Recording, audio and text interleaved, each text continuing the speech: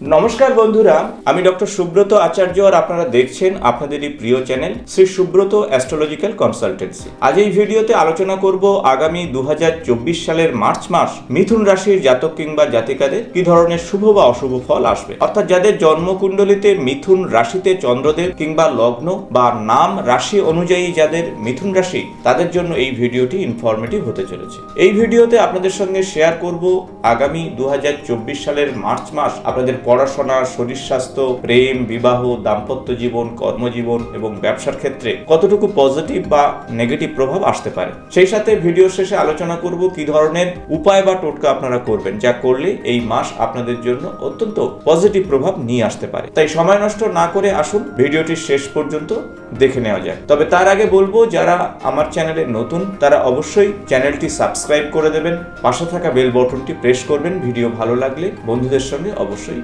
Share করবেন।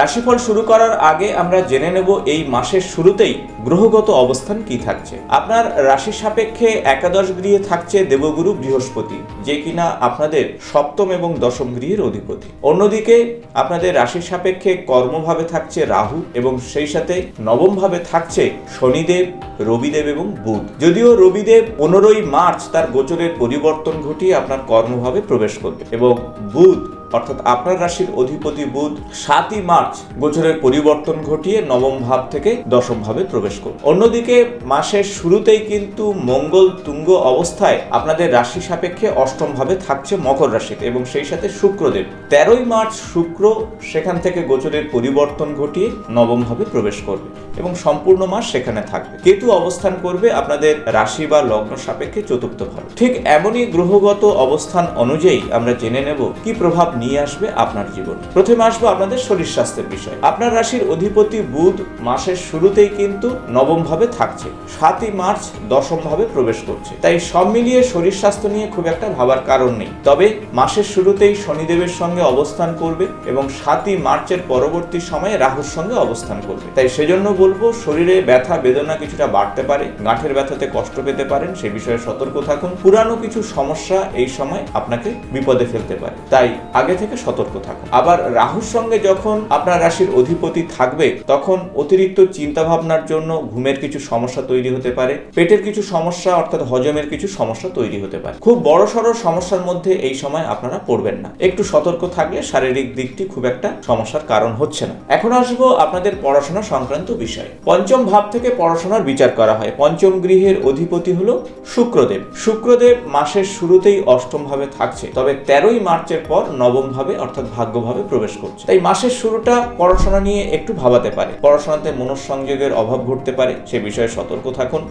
অর্থাৎ 13ই March পর্যন্ত আপনারা পড়াশোনা সংক্রান্ত কোনো গুরুত্বপূর্ণ ডিসিশন নেবেন না, তাতে কিন্তু সমস্যায় পড়তে পারে। গুরুত্বপূর্ণ ডিসিশন আপনারা 13ই মার্চের পরে নিন, তাতে অত্যন্ত পজিটিভ রেজাল্ট আপনারা পাবেন। আসবো প্রেম এবং ভাব ভালোবাসার সম্পর্কের বিষয়। পঞ্চম ভাব থেকে কিন্তু প্রেম এবং ভাব ভালোবাসার বিচার করা হয়। পঞ্চম গৃহের অধিপতি শুক্র মাসের শুরুতেই অষ্টম ভাবে থাকছে, তাই 13ই মার্চ পর্যন্ত প্রেমের সম্পর্কের ক্ষেত্রে খুব একটা ভালো ফল আসছে না, সম্পর্কের অবনতি ঘটতে পারে। দীর্ঘদিন সম্পর্কের মধ্যে যারা রয়েছেন তারা কিন্তু সতর্ক থাকুন, কারণ মঙ্গলের সঙ্গে শুক্র অবস্থান করছে, অতিরিক্ত কামুক ভাব ডেভেলপ করতে পারে এবং সম্পর্কের বিষয়ে আপনারা সচেতন না হলে ব্রেকআপ হতে পারে। তবে মাসের শেষার্ধে অর্থাৎ 13ই মার্চের পরবর্তী সময় নতুন সম্পর্ক আসতে পারে বা পুরানো সম্পর্ক অনেকটা পজিটিভ হতে পারে। সন্তান সংক্রান্ত বিষয়ে মাসের শুরুটা কিন্তু ভালো হচ্ছে না। নতুন যারা সন্তান নিতে চাইছেন নবদম্পতি তাদের বলবো 13ই মার্চের আগে সন্তান নিয়ে ভাববেন না। 13ই মার্চের পরবর্তী সময় আপনাদের জন্য পজিটিভ হচ্ছে। সন্তানের পড়াশোনা, শরীর স্বাস্থ্য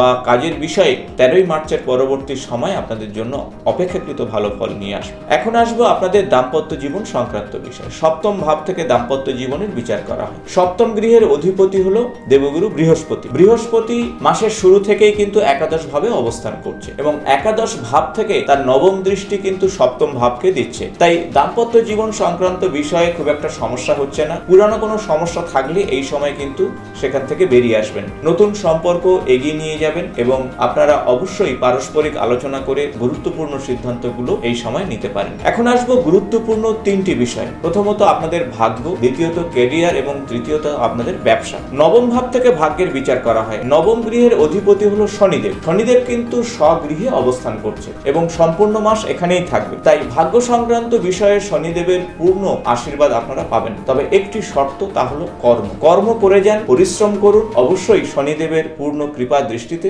আপনারা ফল পাবেন। এই সময় মাঙ্গলিক কাজ করুন, এই সময় নতুন কোনো কাজ শুরু করুন, কোনোতেই সমস্যা নেই। কিন্তু কাউকে ঠকিয়ে বা কম পরিশ্রম করে বা শর্টকাট মেথডে আপনারা কোনোভাবেই এই সময় সফলতা পাবেন না। এখন আসবো আপনাদের কর্মজীবন সংক্রান্ত বিষয়। দশম গৃহ থেকে কর্ম বিচার করা হয় এবং কর্মগৃহের অধিপতি হলো গুরু বৃহস্পতি, একাদশ ভাবে অবস্থান করছে। তাই কর্ম সংক্রান্ত বিষয়ে অত্যন্ত পজিটিভ রেজাল্ট পাবেন।